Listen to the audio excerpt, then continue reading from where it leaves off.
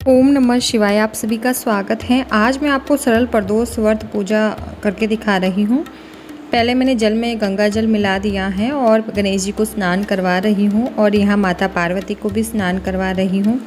इसी के साथ महादेव जी को भी स्नान करवा रही हूँ, अभिषेक करवा रही हूँ। अगर अब अभिषेक करवा रहे हैं तो मौन ना रहें, कुछ ना कुछ भजन गाएं, मंत्र आता है तो नमः शिवाय, ओम नमः शिवाय करते हुए सभी का अभिषेक करें।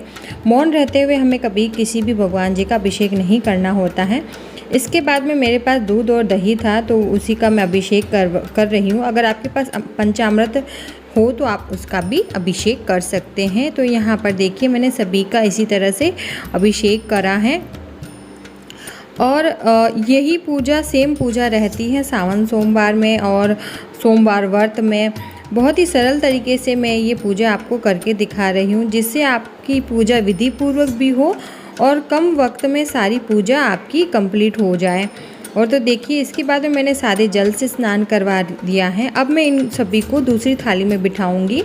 उस वक्त मैं सभी तरह अच्छे से स्नान करवा दूंगी। कहीं भी पंचामृत नहीं लगा हुआ होना चाहिए।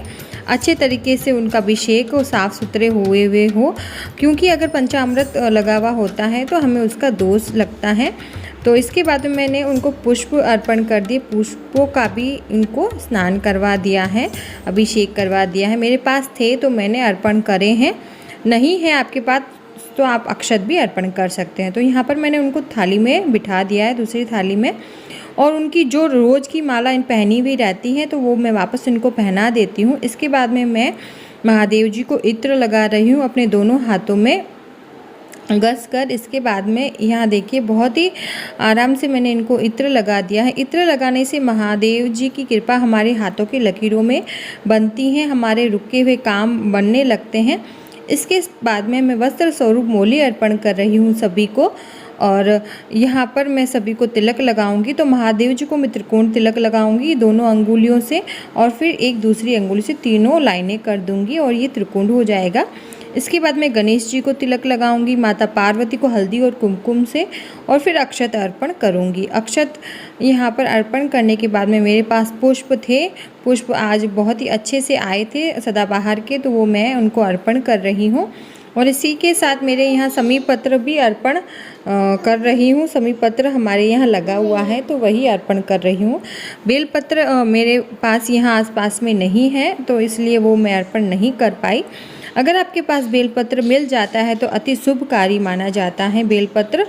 और हो सके तो आप चांदी या पीतल का भी बेलपत्र बनाकर उनके पास अर्पण कर सकते हैं। इसके बाद मैं धूप और दीप दिखा रही हूँ। धूप और दीप इनको बड़े भाव से हमें दिखाना होता है।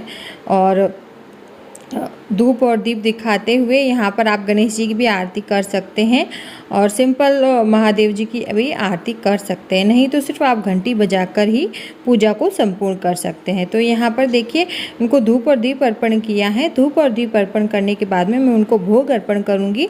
तो यहाँ पर मैंने सिर्फ मिश्री का भोग लगाया है। आप मिश्री पतासे का भोग लगा सकते हो, हलवे का भोग लगा सकते हो, खीर का भोग लगा सकते हो, फलों का भी भोग लगा सकते हो। ऋतु फल जो भी हो, अभी ऋतु में आम, खरबूजे, तरबूजे आए हैं, वो उसी का भी भोग लगा सकते हो। तो ये छोटी सी पूजा आपको कैसी लगी मुझे ज़रूर से बताएं। चैनल को लाइक और सब्सक्राइब करें। धन्यवाद।